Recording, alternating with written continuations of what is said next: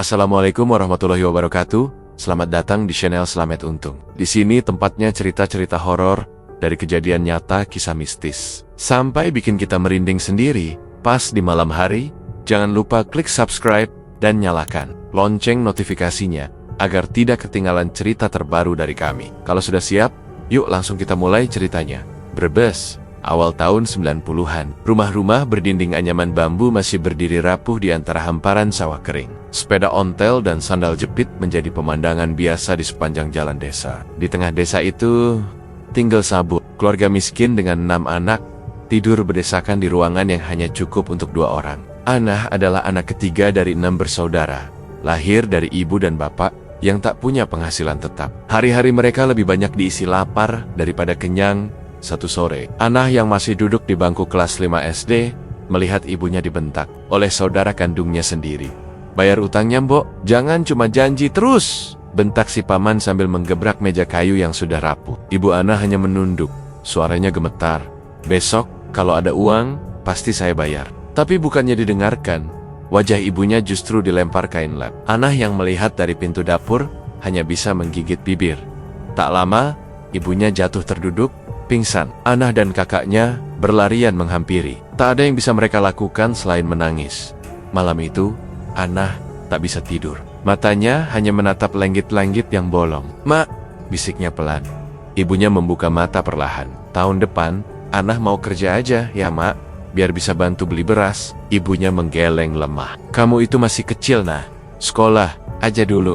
Anah diam, tapi dalam hati ia sudah bulat. Tidak mau melihat ibunya diperlakukan seperti itu lagi. Tidak mau lapar terus. Beberapa bulan kemudian, mamang dari pihak ayah datang dan menawarkan Anah ikut ke Jakarta. Kerjanya hanya bantu-bantu bersih rumah. Tak perlu sekolah, tapi dapat makan dan tidur. "Mak, Anah ikut mamang aja ya, biar bisa bantu, Mak," ucap Anah. Ibunya terdiam lama. "Kalau kamu sudah niat, ya sudah. Tapi hati-hati, dunia di luar sini itu keras." Di Jakarta, rumah majikan tempat Anah bekerja bertingkat 2. Ia tidur di lantai bawah, dekat kamar mandi. Kerjanya mulai dari mencuci piring, menyapu halaman, hingga menyikat kamar mandi. Tak ada waktu bermain. Ia tak pernah menanyakan gaji. Karena setiap kali bertanya, mamangnya hanya bilang, "Nanti, semua dikasih ke ibumu." Anah percaya. Waktu berlalu, 2 tahun penuh, ia kerja tanpa pernah pulang. Sampai akhirnya, ia rindu rumah. Mamangnya membelikan tiket pulang ke Brebes. Anah pulang dengan tas kecil dan harapan tinggi. Sampai di rumah, ia langsung bertanya, "Mak, Mama ngasih uang berapa selama Anah kerja?" Ibunya mengeluarkan amplop kumal dari lemari.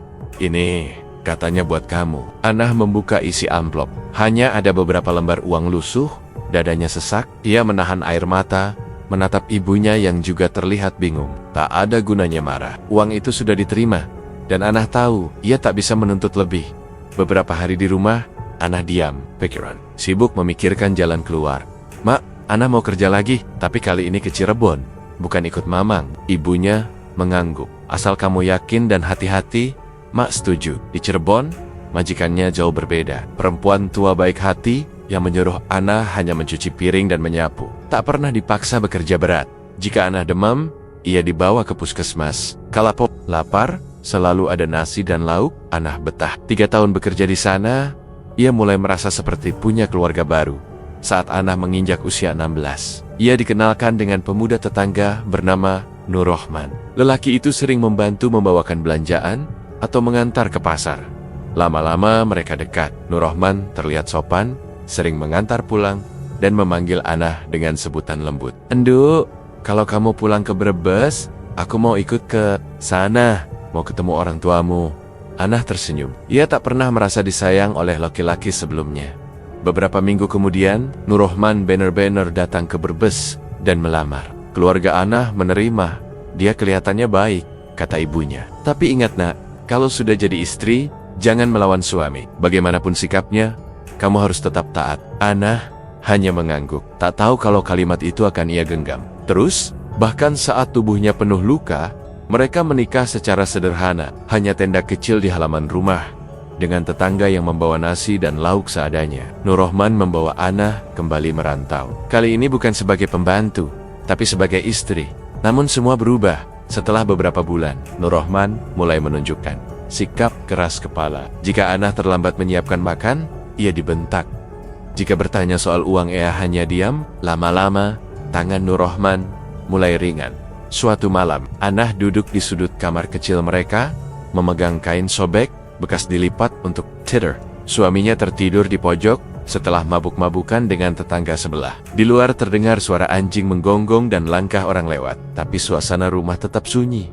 Anah memejamkan mata. Ada perasaan berat yang tidak bisa ia hilangkan. Ia masih muda, tapi sudah merasa seperti perempuan tua. Tidak ada harapan yang ia genggam malam itu. Hanya satu, bertahan, dan malam itu pun berakhir tanpa jawaban. Hanya suara kipas tua yang berputar pelan, dan dada yang terus terasa sesak. Pagi setelah malam sunyi itu, Anah bangun dengan leher pegal dan mata sembab. Ia berjalan pelan ke dapur kecil kontrakan mereka, mengambil air dari ember untuk mencuci beras. Nurrohman belum bangun. Ia mendengkur berat di sudut kamar. Anah mengaduk nasi yang mulai basi di panci kemarin. Ia tak banyak bicara pagi itu. Hanya menyapu lantai, menanak nasi, lalu menggulung lengan bajunya untuk mulai lagi hari seperti biasa. Di dalam hati, rasa lelah masih menumpuk, tapi tak tahu harus dikeluhkan ke siapa. Beberapa bulan kemudian, mereka pindah ke Cikarang. Di sana, Nurrohman menyewa lapak kecil pinggir jalan, lalu membuka warteg kamu bagian depan. Aku yang pasar dan masak, kata Nurrohman. Anah hanya mengangguk. Ia tahu, bantahan sekecil apapun akan memancing amarah. Awalnya, warung mereka cukup ramai. Kuli bangunan, supir angkot, dan tukang parkir mulai jadi pelanggan tetap. Setiap hari Anah berdiri dari subuh sampai malam, melayani pembeli, mencuci piring, menyapu lantai, dan sesekali disuruh masak kalau Nurrohman terlambat pulang dari pasar. Namun entah sejak kapan, wajah Nurrohman makin sering masam. Suaranya tak lagi ramah saat bicara. Ia mulai mencela Anah saat pelanggan sedikit. Kamu itu lambat, makanya orang ogah balik lagi ke sini, bentaknya suatu siang. Anah yang sedang membilas piring hanya diam. Air matanya jatuh sendiri. Ia sudah terbiasa tidak dibela. Malam-malam, Nurrohman duduk di bangku warung paling pojok. Rokoknya menyala satu-satu tanpa jeda. Wajahnya seperti orang yang tidak tidur, tatapannya kosong ke arah jalan. Sesekali ia menggerutu sendiri, mengomel soal penghasilan yang kecil. Warung warteg lain kok bisa rame terus ya? Apa mereka pakai cara khusus? Ucapnya tanpa menatap siapapun. Beberapa hari kemudian, Nurrohman pergi ke pertemuan sesama pemilik warteg di pasar. Saat pulang, wajahnya berubah. Ia bicara pelan namun serius. Tadi aku ketemu teman lama, Karim. Dia dulu juga buka warung di Tambun. Sekarang warungnya nggak pernah sepi. Anah meliriknya sekilas sambil melipat tisu makan. Ya bagus, berarti usahanya lancar. Aku tanya rahasianya. Dia bilang, jangan cuma andelin rasa makanan. Ada cara lain biar warung rame terus? Ucap Nurrohman sambil merapatkan suara. Cara apa? Penglaris. Anah berhenti melipat. Napasnya tertahan sebentar. Ngapain ikut-ikut gituan? Gak usah yang aneh-aneh, jawabnya tegas. Kalau cuma ngandelin kamu sama masakan ini, kita bisa tutup warung bulan depan, bentak Nurrohman, lalu menjatuhkan piring di atas meja. Anah terdiam, tak sempat berkata lagi. Tangannya ditarik kasar dan ditampar. Ia terpental ke lantai. Piring-piring yang tadi dilipat berserakan. Anak mereka yang tertidur di dalam kamar menangis pelan. Sejak malam itu, suasana warung berubah. Bukan soal makanan atau pelanggan, tapi hawa di dalamnya. Nurrohman semakin jarang bicara. Kalau Anah bertanya, ia hanya menjawab pendek. Tapi hampir setiap malam, ia duduk di kursi pojok, merokok sambil menatap langit. Kadang mulutnya bergerak-gerak, seperti orang membaca sesuatu. Bau dupa entah dari mana mulai sesekali tercium. Anah tahu ada yang berubah, tapi ia tak tahu harus berbuat apa. Suatu malam, saat anak mereka sudah tertidur dan warung mulai sepi, Anah mendekati suaminya. Kamu kenapa akhir-akhir ini diam terus? Warung juga masih ada yang beli. Nggak usah maksain. Nurrohman menoleh. Diam aja kamu. Nggak ngerti apa-apa. Aku cuma pengen semua baik-baik aja. Kalau kamu pengen semuanya baik, ikut aja maunya aku. Jangan banyak tanya. Anah mundur pelan. Ia duduk di kasur kecil di belakang warung, memeluk anaknya yang mulai gelisah dalam tidur. Ia mencoba menahan air mata, tapi gagal. Matanya menatap tembok kosong. Tak ada suara, hanya detak jam dinding yang lambat hawa malam terasa berat. Suami yang dulu terlihat penyayang berubah menjadi orang asing yang menakutkan. Anah mencoba meyakinkan dirinya bahwa ini hanya sementara, tapi hatinya justru terasa lebih berat dari sebelumnya. Ia tahu sesuatu sedang berjalan ke arah yang tak bisa ia hentikan. Namun sampai di titik itu, ia belum tahu apa. Ia hanya bisa duduk, memeluk anaknya, dan menahan napas saat malam datang dengan lebih gelap dari biasanya. Malam itu masih sama seperti sebelumnya. Anah duduk bersandar di dinding belakang warung, memeluk lutut sambil mendengar suara kipas angin berputar pelan. Nurrohman belum juga tidur. Ia masih duduk di kursi pojok, menatap jalan sepi, menghisap rokok sampai bara terakhir. Bau asap di langit-langit. Anah tak berani bicara. Setiap kali membuka mulut, suaminya membalas dengan tatapan marah. Anak mereka tertidur di lantai belakang, meringkuk dalam selimut tipis. Pagi harinya, Nurrohman sudah hilang dari warung. Hanya ada sepiring nasi dingin di meja dan selembar kertas bertuliskan perintah singkat. Jaga warung, aku ada urusan penting. Anah menggenggam kertas itu, menghela napas panjang. Tak ada keterangan kemana pergi, tak ada penjelasan kapan pulang. Ia hanya tahu, ini bukan urusan biasa. Perubahan sikap Nurrohman beberapa hari terakhir sudah cukup membuat hatinya gelisah.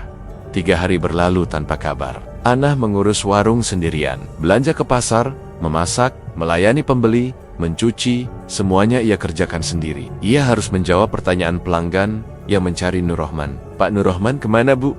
Tanya seorang tukang ojek. Luar kota, Mas. Ada urusan, jawab Anah, berusaha tersenyum walau dadanya sesak.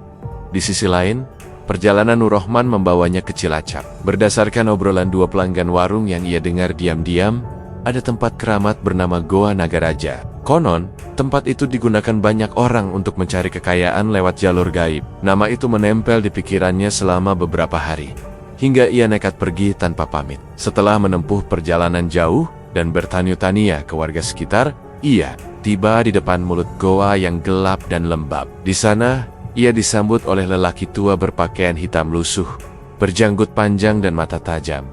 Saya Mbah Abdul. Apa kamu datang untuk mencari? Nurrohman mengangguk. Saya ingin penglaris. Warung saya sepi. Kamu tahu, ini bukan jalur biasa. Saya sudah siap, Mbah. Apapun risikonya. Mbah Abdul menatapnya lama, lalu mengangkat tangannya, memperlihatkan 2 jari. Ada 2 jalur, putih dan hitam. Jalur putih butuh waktu, semedi, puasa, dan pengorbanan kecil. Jalur hitam cepat, tapi harganya lebih besar. Nurrohman mengeluarkan dompet, isinya hanya beberapa lembar. Saya pilih jalur putih dulu, Mbah. Semua pesugihan itu sama. Tidak ada yang murni putih, hanya beda cara datangnya, kata Mbah Abdul pelan. Malam itu, Nurrohman mulai semedi di dalam goa. Ia duduk bersilah, hanya diterangi lampu minyak kecil. Suara kelelawar di langit-langit, air menetes dari dinding batu, dan hawa lembab menusuk ke tulang.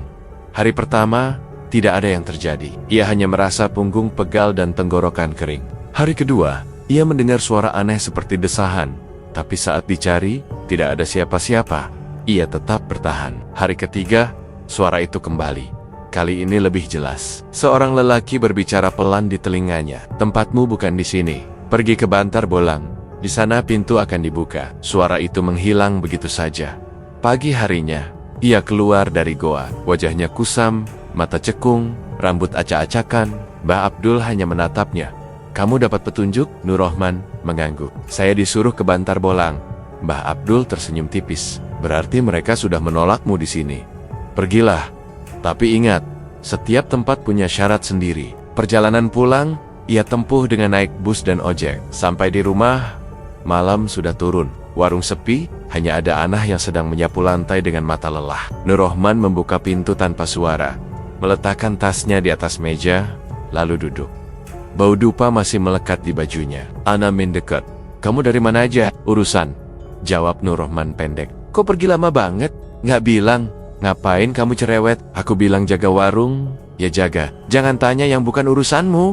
Anah mundur pelan. Wajah suaminya terlihat asing. Pakaian yang ia kenakan penuh debu, ada bekas tanah di ujung celana. Tangannya bergetar saat mengangkat gelas. Anah berdiri kaku di dekat pintu, menahan napas. Dalam diam, ia mencium aroma asing yang melekat kuat di ruangan. Campuran bau dupa, keringat, dan sesuatu yang membuat tengkuknya dingin. Malam itu, tak banyak yang dibicarakan. Nur Rohman langsung tidur di depan televisi yang sudah tak bisa menyala. Ana berbaring di tikar, memeluk anaknya yang tertidur tanpa tahu apapun. Matanya terbuka lebar, menatap lenggit-lenggit gelap yang tak menjawab apa-apa. Di dalam dadanya, ada rasa yang belum ia mengerti. Seperti sesuatu yang telah dibuka, tapi belum ditutup kembali. Malam itu masih menyisakan aroma dupa yang menempel di dinding warung. Ana duduk diam di tikar belakang, menatap Nur Rohman yang tertidur dengan posisi miring, baju masih melekat penuh debu. Suaminya tidak menjelaskan banyak hal sejak pulang dari Cilacap. Setiap ditanya, jawabannya singkat dan nada suaranya kasar. Ana hanya bisa menebak-nebak, tapi hatinya sudah penuh curiga. Tatapan Nur Rohman berubah dingin. Cara bicaranya tidak lagi seperti dulu. Bahkan anak mereka pun mulai menjauh saat mendengar suaranya naik. Beberapa hari kemudian, Nur Rohman menyuruh Ana bersiap. Besok kita ke Pemalang, ada makam keramat. Katanya bagus buat ngalap berkah. Ana menatapnya lama. Ngapain lagi ke sana? Udah, ikut aja. Nggak usah banyak tanya. Aku butuh kamu ikut. Kenapa harus aku? Kalau kamu nggak ikut, warung ini bisa sepi terus. Mau kamu begitu?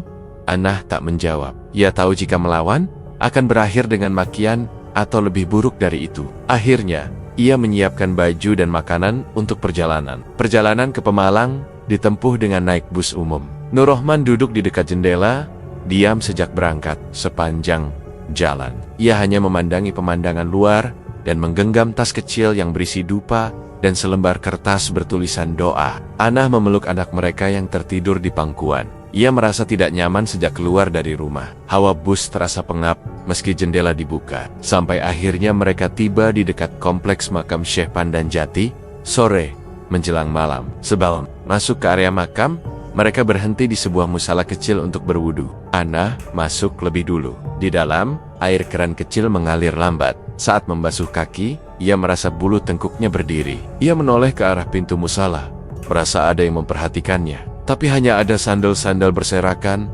dan bayangan tiang. Saat ia berdiri, suara langkah terdengar dari belakang, cepat dan berat. Ia menoleh lagi, tetap tidak ada siapapun. Ia menyelesaikan wudhu dengan buru-buru, lalu keluar sambil menunduk. Tangga menuju makam cukup panjang dan curam. Nur Rohman berjalan lebih dulu, membawa dupa dan air mineral dalam botol plastik. Ana menggendong anak mereka yang baru bangun. Saat menaiki tangga, lagi-lagi ia mendengar langkah kaki mengikuti dari belakang. Padahal tak ada pengunjung lain saat itu. Saat menoleh, hanya ada batu-batu tua dan semak di sisi tangga. Suara itu tetap terdengar, kadang berhenti seiring langkah mereka. Ana mencoba fokus berjalan, tapi matanya tetap mengawasi sisi kiri dan kanan. Angin tiba-tiba berhenti. Daun-daun diam, udara dingin. Setibanya di makam, Nur Rohman langsung menyalakan dupa. Ia duduk bersila, mengeluarkan kertas, dan mulai membaca doa dengan suara pelan, tapi Ana tahu itu bukan doa biasa. Irama bacaannya tidak seperti zikir atau wirid. Lebih seperti gumaman cepat yang tidak ia pahami. Ia memeluk anak mereka, duduk beberapa langkah di belakang suaminya. Saat menoleh ke arah kanan, matanya menangkap sesuatu. Bayangan hitam duduk diam di sisi Nur Rohman. Tubuhnya seperti membungkuk, wajahnya tak terlihat. Ana tersiket. Ia menunduk cepat dan menarik anaknya lebih dekat. Beberapa menit kemudian, dupa padam. Angin kembali berhembus. Nur Rohman berdiri dan menyimpan kembali kertas ke dalam tas. Kita turun, nanti keburu gelap. Ana tak menjawab. Saat berjalan turun, ia merasa sosok yang tadi dilihat tidak pergi. Ia merasa dibuntuti sampai ke bawah. Saat tiba di kantin kecil dekat parkiran, mereka menyewa kamar sederhana untuk bermalam. Kamar hanya berisi dipan kayu dan tikar tipis. Lampunya redup dan bau kemenyan samar tercium dari dinding. Malam itu, anak mereka tertidur lebih cepat. Tapi Ana tidak bisa memejamkan mata. Ia merasa ada yang mengawasi dari balik tirai. Beberapa kali ia melihat bayangan lewat cepat di luar jendela. Ia mencoba membangunkan Nur Rohman. Kamu yakin itu cuma ngalap berkah? Sudah tidur aja, nggak usah mikir aneh-aneh. Doa yang kamu baca tadi, itu bukan dari kitab. Ya, dari temanku. Dia yang ngajarin. Teman yang mana? Udah, jangan ganggu. Nafasnya berat. Ia tak sanggup tidur, meski tubuhnya lelah. Malam makin dingin. Tikar yang ia pakai seperti tak mampu menghangatkan badan. Jam di dinding berdetak pelan, seakan menambah lambat waktu. Pagi harinya, Nur Rohman membangunkannya dengan suara ketus. Aku mau ke sungai, tempat terakhir. Kamu ikut atau enggak? Ana menggeleng cepat. Aku nggak mau. Aku nggak kuat. Kamu tuh istri macam apa? Baru dikit udah takut. Saat tangan Nur Rohman terangkat, penjaga kantin yang sedang menyapu langsung masuk ke kamar. Pak, sudah, ibu ini capek. Kalau memang bapak butuh ke sana, biar saya saja yang antar. Nur Rohman terdiam. Tangannya diturunkan perlahan. Ia hanya menatap tajam ke arah Anah, lalu mengangguk ke si penjaga. Anah hanya bisa melihat mereka dari balik tirai. Mobil tua mereka melaju pelan keluar halaman. Hatinya masih bergetar. Ia duduk memeluk lutut, mencoba menenangkan diri, tapi hawa dingin pagi itu tak membuat perasaan jadi ringan. Justru ada sesuatu yang semakin berat, mengendap, dan belum bisa ia pahami. Sesuatu yang sepertinya belum akan berhenti. Langkah kaki penjaga kantin menggema samar di antara rerumputan basah saat ia dan Nur Rohman berjalan menuju Sungai Ciwalu. Udara malam menusuk kulit, angin menyelusup dari balik pepohonan. Cahaya senter tua yang digenggam penjaga hanya mampu menerangi jalan setapak sejauh beberapa meter. Di belakang mereka, suara dedaunan bergesekan terdengar lebih nyaring dari biasanya. Nur Rohman diam, memeluk tas kecil berisi dupa dan kain putih. Di dalam dadanya, ada ketegangan yang tak ia tunjukkan, tapi matanya tak pernah lepas dari arah sungai di depan sana. Bapak beneran mau lanjut? Tanya penjaga kantin, suaranya agak ragu. Sudah jauh-jauh begini, masa batal? Jawab Nur Rohman datar. Nanti bapak harus masuk ke air. Di antara dua batu besar itu, duduk tenang, jangan banyak gerak. Terus, dengerin aja. Kalau memang tempat ini cocok, pasti ada yang datang. Sungai Ciwalu malam itu terlihat tenang, tapi arus bawahnya tetap mengalir deras. Airnya dingin, menggigit. Batu-batu besar berjajar di sisi kiri kanan sungai, sebagian licin ditumbuhi lumut. Tanpa banyak bicara, Nur Rohman melepas bajunya, lalu celana. Ia berdiri hanya dengan kain putih di pinggang. Penjaga kantin menyingkir, duduk di tepi sungai sambil merapatkan jaketnya. Lampu senter ia letakkan di atas batu, menghadap ke aliran air. Langkah Nur Rohman menuruni batu terasa berat. Kakinya gemetar saat menyentuh air pertama kali. Tapi ia terus melangkah ke tengah, mencari celah di antara dua batu besar yang disebutkan tadi. Ia duduk bersila, menahan gigi agar tidak bergemeletuk. Dingin sungai menyusup dari dasar sampai ke ubun. Matanya ia pejamkan. Napasnya ditahan perlahan. Mencoba mengosongkan pikiran seperti yang diajarkan Mbah Abdul sebelumnya. Beberapa menit berlalu tanpa suara. Hanya gemuruh air dan bunyi serangga malam yang mengisi udara. Tapi tiba-tiba, dari arah kanan sungai, terdengar suara pelan. Suara lelaki tua, lirih namun jelas. Kamu bukan untuk sini. Nur Rohman membuka matanya. Terkejut, ia menoleh cepat. Ke kanan, tak ada siapa-siapa. Tapi suara itu terdengar lagi. Kali ini lebih dalam. Pergi ke Gunung Wangi, cari Gua Buyung. Ia mematung. Jantungnya berdegup kencang. Tiba-tiba, dari kejauhan, di seberang sungai, tampak sosok berjubah putih berdiri diam menghadapnya. Wajahnya tidak terlihat, jubahnya bergoyang pelan seperti tertiup angin. Meski malam itu udara benar-benar diam, sosok itu tidak bergerak, hanya berdiri kaku. Mata Nur Rohman tak bisa lepas, tapi saat ia berkedip, sosok itu hilang begitu saja. Tanpa pikir panjang, ia berdiri, berjalan cepat ke tepi sungai, memanggil si penjaga. Bangun! Ayo pulang, sekarang juga. Penjaga kantin yang sempat tertidur di batu tepi sungai langsung berdiri. Kenapa, Pak? Dapat apa? Bukan tempatnya. Di sini, aku harus ke Gunung Wangi. Apa tadi ada suara? Nur Rohman tidak menjawab. Ia hanya menarik baju dan celananya, memakainya dengan tangan gemetar, lalu berjalan tergesa melewati jalur semak. Penjaga kantin menyusul di belakang dengan wajah bingung. Sesampainya di kamar kantin, Anah sudah terjaga. Ia duduk di dekat jendela, memandangi jalan masuk. Saat Nur Rohman membuka pintu, ia berdiri dan menahan napas. Kamu kenapa? Tanyanya, pelan. Besok kita pulang, jawab Nur Rohman sambil mengibaskan celana yang basah. Dari mana? Kok bajumu basah semua? Udah, jangan tanya-tanya, biasa aja. Anah mengangguk perlahan. Ia kembali duduk di tikar. Tangannya memeluk lutut. Tanah basah, kemenyan, dan air sungai tercampur di tubuh suaminya. Hidungnya bisa membedakan semuanya, tapi ia diam. Malam itu, tidak ada yang berbicara. Anak mereka tertidur, penjaga kantin kembali ke dapur. Di dalam kamar kecil itu, hanya ada suara jam dinding dan napas yang berat. Anah duduk membelakangi Nur Rohman, matanya menatap lantai tanpa titik. Di kepalanya, Pertanyaan menumpuk tapi tak berani diucapkan. Apa sebenarnya yang sedang dilakukan suaminya? Apa semua ini masih untuk warteg mereka? Atau sudah jauh lebih dari itu? Ia memejamkan mata, berharap esok cepat datang. Tapi di dalam hatinya, justru malam itu terasa panjang, dingin, dan tak kunjung usai. Pagi masih gelap saat Nur Rohman keluar dari kantin. Udara dingin masih membekas di kulit setelah semalam berendam di Sungai Ciwalu. Ana hanya melihat punggung suaminya dari balik pintu.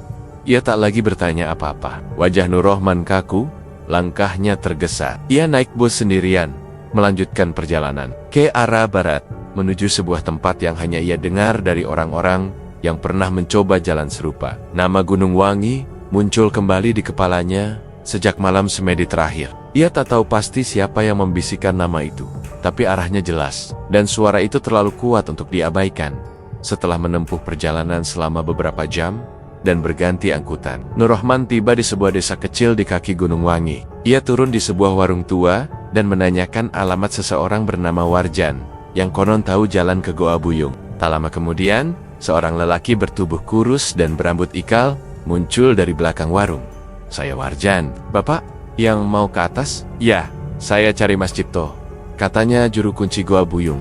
Warjan mengangguk. "Kalau gitu, kita berangkat." Sekarang, Mas Cipto nggak suka ditunggu terlalu lama. Mereka naik motor bebek tua, melewati jalan tanah dan lereng curam. Di kiri kanan, hanya hutan pinus dan batu-batu besar. Jalanan berkabut meski sudah siang. Sesampainya di pondok kecil di pinggir jurang, Warjan mengetuk pintu 3 kali. Seorang lelaki tinggi, dengan rambut dikuncir keluar dari dalam. Matanya tajam dan kulitnya gelap. "Saya Cipto, kalian dari bawah," Nur Rohman mengangguk. "Saya ingin ngalap berkah di Goa Buyung." Mas Cipto tidak langsung menjawab. Ia menatap Nur Rohman dari atas sampai bawah. "Sudah siap dengan syaratnya?" "Siap. Kalau begitu, bawa ini." Ia menyerahkan sesaji dalam keranjang kecil berisi kemenyan, telur mentah, dan kain putih. Mereka mulai mendaki bukit kecil menuju mulut goa. Jalan setapak licin dan dikelilingi semak berduri. Sampai di depan mulut goa yang ditutupi akar pohon besar, Mas Cipto memberi aba-aba. "Kamu masuk sendiri. Semedi sampai suara datang. Jangan banyak tanya, jangan panggil siapa-siapa. Eda, binatang buas. Kalau takut, lebih baik pulang. Tapi kalau kamu sudah niat, jangan mundur." Tanpa banyak bicara lagi, Nur Rohman menunduk dan masuk ke dalam goa sempit. Udara di dalam lembab, bau tanah bercampur kotoran kelelawar. Suara sayap-sayap kecil bergema dari dinding. Ia duduk bersila di tengah ruang sempit, menyalakan kemenyan dari sesaji yang diberikan. Asap mengepul pelan, menempel di langit-langit goa. Nyamuk menggigit leher dan tangan, tapi Nur Rohman tak bergerak. Ia menutup mata, menahan rasa gatal dan ketakutan. Di sekelilingnya, suara-suara mulai muncul. Ada suara langkah, tawa perempuan yang menggema, dan tiupan angin mendesing di telinga. Tempat ini bukan akhir. Suara itu datang dari belakangnya. Ia menoleh cepat, tapi yang terlihat hanya dinding batu dan asap. "Kamu harus ke Wonogiri, Tembung Boyo, tempat terakhir." Suara itu hilang seketika. Nur Rohman membuka mata lebar-lebar. Tubuhnya mulai berkeringat dingin. Ia menatap sekeliling, tak ada siapa-siapa. Tapi udara berubah, lebih panas dan berat. Ia berdiri, mengambil sesaji yang tersisa, lalu berjalan pelan keluar goa. Di luar, Warjan duduk merokok bersama Mas Cipto. "Sudah?" tanya Mas Cipto. Nur Rohman mengangguk. "Saya dapat pesan lagi. Disuruh ke Tembung Boyo, di Wonogiri." Mas Cipto diam sejenak. "Kalau itu, saya tidak ikut campur. Tempat itu berat. Banyak yang gak pulang dari sana. Saya akan pergi sendiri." "Terserah kamu, tapi jangan bilang kami yang mengarahkan." Mereka kembali turun gunung sore itu juga. Di warung bawah, Warjan mengantar Nur Rohman sampai jalan raya. "Saya cuma bantu antar, Pak. Bukan tanggung jawab saya kalau nanti ada apa-apa." Nur Rohman menatap Warjan sebentar, lalu menjabat tangannya. "Terima kasih." Beberapa hari kemudian, Nur Rohman kembali ke Cikarang. Ia langsung masuk ke warung, menyapa Ana dengan senyum yang dipaksakan. "Besok aku pergi lagi.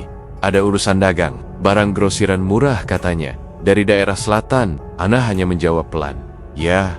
Tak ada pertanyaan lebih. Ia tahu kebohongan Nur Rohman makin mudah ditebak, tapi ia tak punya daya untuk mencegah. Dalam hati, ia sudah tahu suaminya tak sekadar cari grosir. Tapi selama belum ada bukti, ia hanya bisa menunggu sambil menyimpan rasa was-was yang makin besar. Malam itu, Ana duduk di dapur, menatap api kompor yang menyala kecil. Ia tidak lagi mencari tahu kemana arah langkah suaminya. Tapi di dalam hatinya, ia merasa langkah itu semakin menjauh, menuju tempat yang tidak pernah bisa ia bayangkan. Langkah kaki Nur Rohman terdengar berat saat ia keluar dari rumah, menutup pintu tanpa menoleh. Ana hanya berdiri di balik tirai, melihat suaminya naik motor bersama Karim.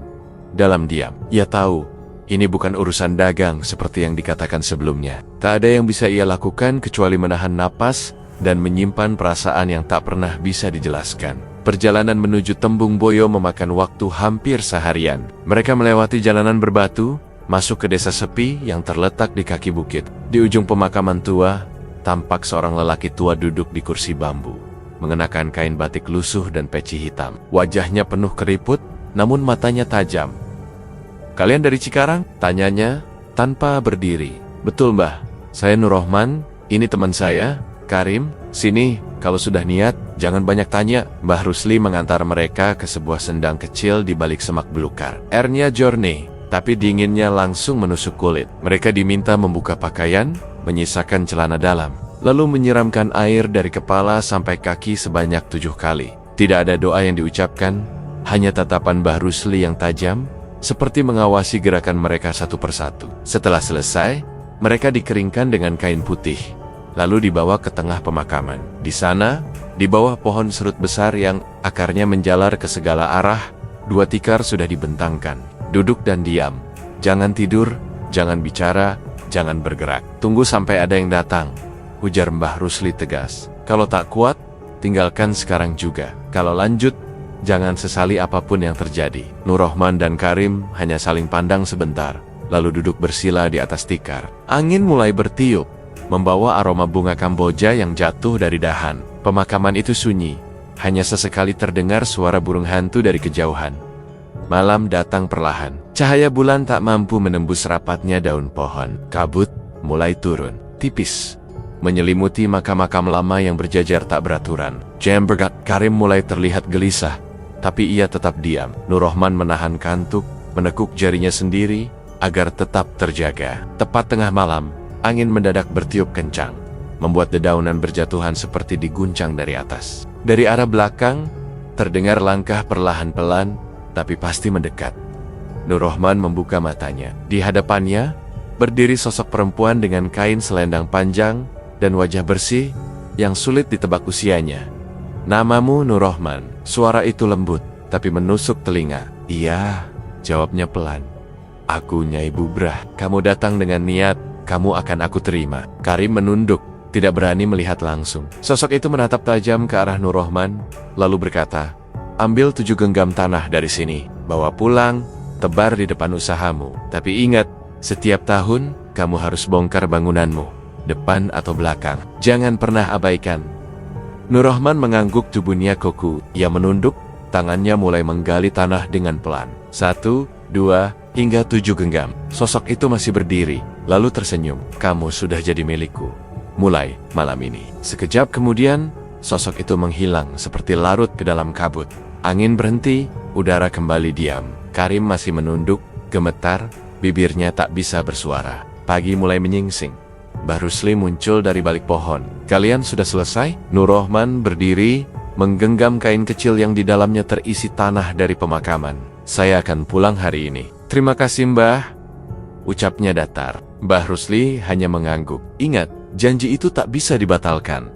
Dalam perjalanan pulang, Karim tidak banyak bicara. Tatapannya kosong, wajahnya pucat. Nur Rohman menyimpan tanah itu di dalam tas plastik hitam, diletakkan hati-hati di bawah jok motor. Di kepalanya, suaranya Ibu Brah masih terngiang jelas. Tidak keras, tapi juga tak bisa dilupakan. Sesampainya di rumah, Ana membuka pintu dalam diam. Nur Rohman hanya melempar tas ke kursi dan masuk kamar. Tidak ada salam, tidak ada penjelasan.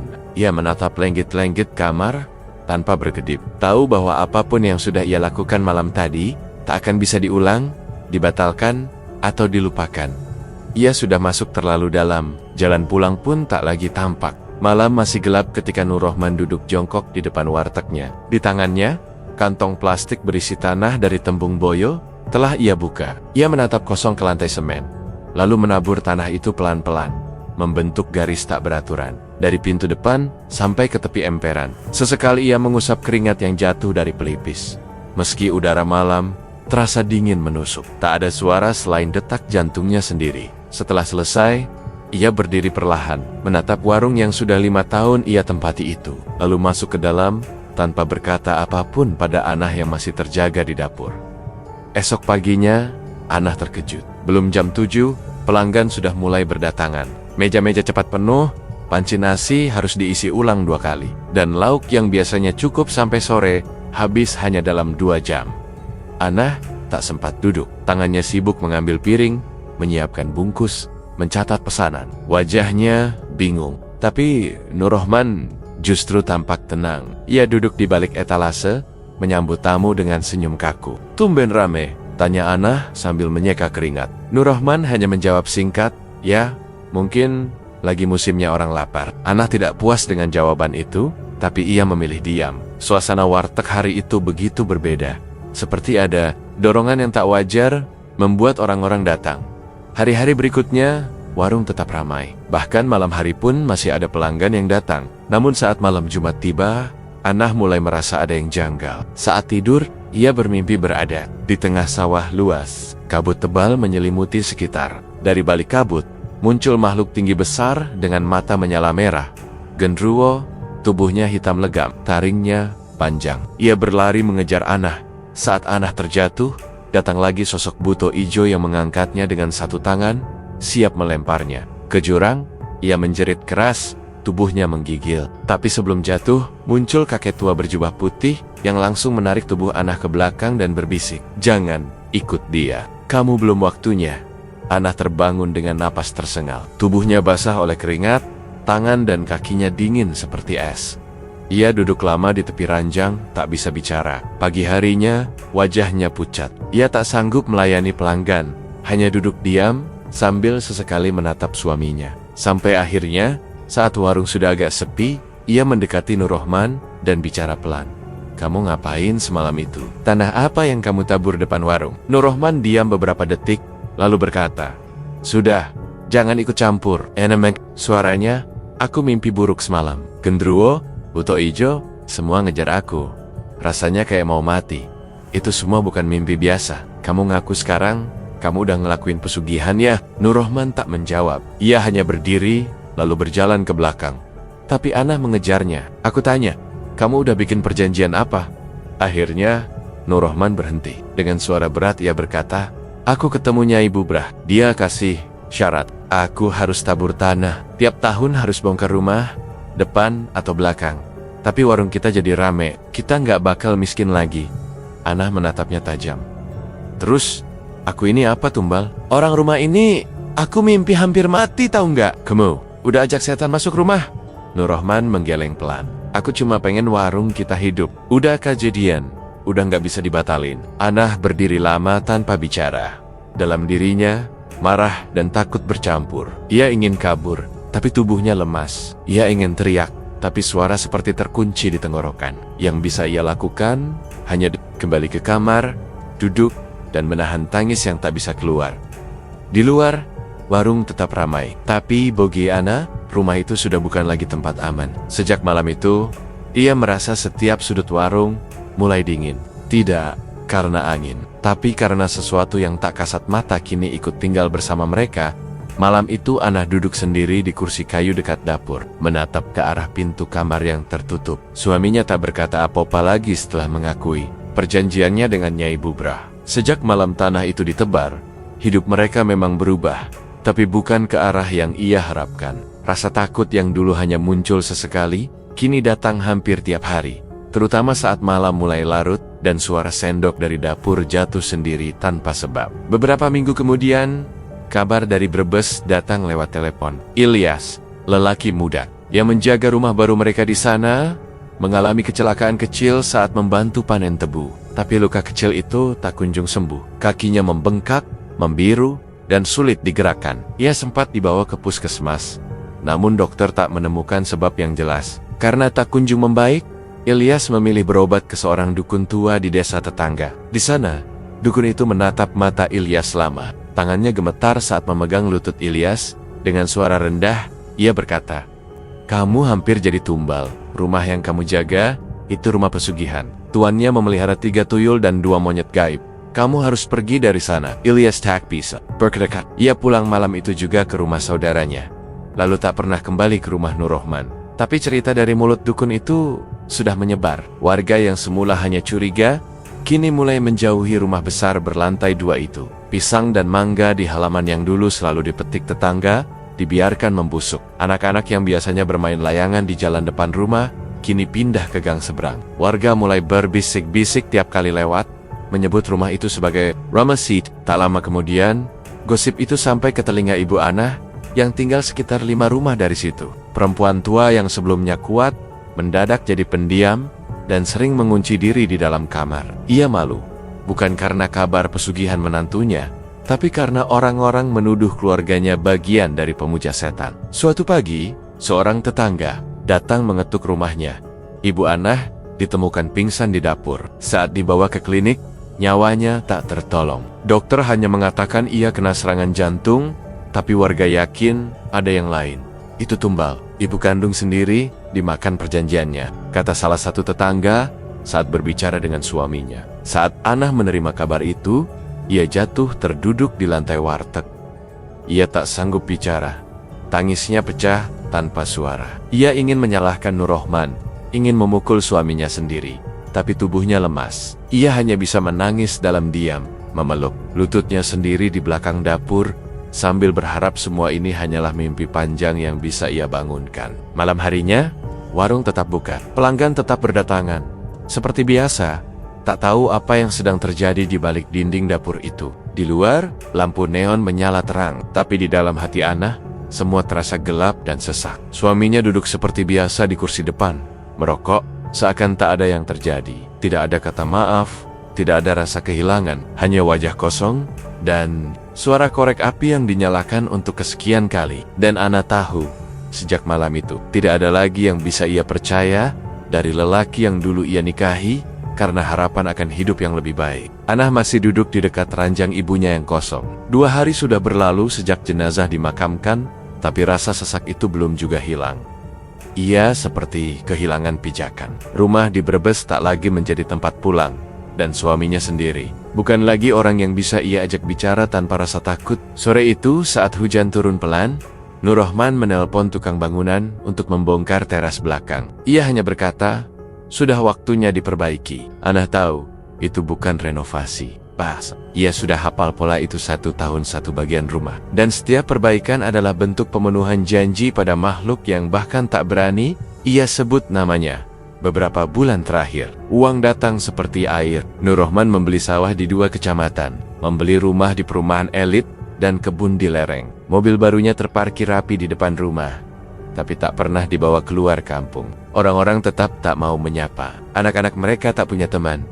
Tiap malam, aroma kemenyan menguasai ruang tengah. Anah menutup pintu kamar lebih awal, menahan napas saat bau itu mulai masuk lewat celah jendela.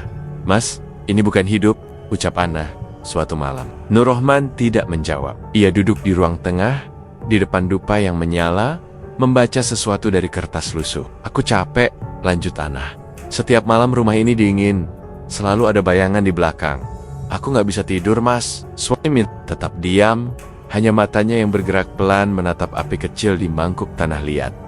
Anah mulai mendengar suara-suara. Kadang, suara anak kecil tertawa. Kadang, suara perempuan menangis pelan dari dapur. Puncaknya terjadi saat malam Jumat Kliwon. Sekitar jam 1 dini hari, suara tangis bayi terdengar dari belakang rumah.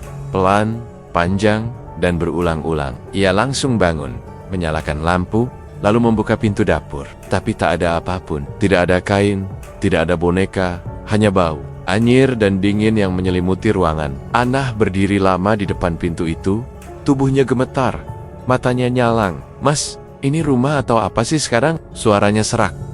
Pagi harinya, ia mencoba bicara lagi. Ia duduk di meja makan, menatap Nur Rahman yang sedang menyeduh kopi. Kita bisa berhenti, Mas. Jual rumah, pulang ke kampung, buka warung kecil, lagi. Aku nggak butuh kebun, aku nggak butuh uang segini banyak. Nur Rahman menatapnya datar, lalu berkata pelan, kamu yang nggak ngerti.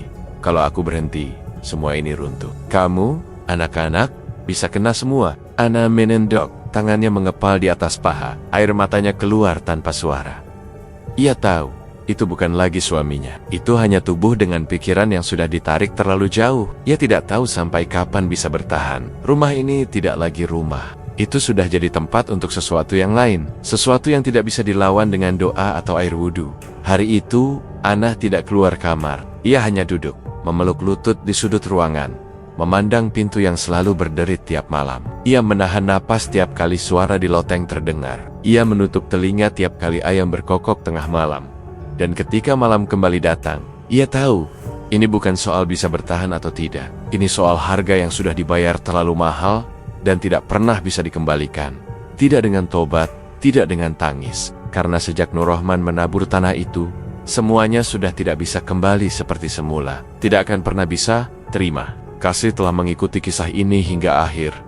Kita tidak hanya menyaksikan deretan kejadian menakutkan, tapi juga merasakan bagaimana keserakahan bisa mengubah cinta menjadi luka, dan rumah menjadi tempat yang tak lagi layak disebut pulang. Semoga kisah ini bukan hanya jadi hiburan, tapi juga pengingat bahwa tidak semua jalan pintas layak dijalani, dan tidak semua harga bisa dibayar dengan uang. Terima kasih atas waktu, perhatian, dan kepercayaan Anda. Sampai bertemu di kisah berikutnya. Tetap jaga akal, hati, dan iman Anda. Wassalamualaikum warahmatullahi wabarakatuh.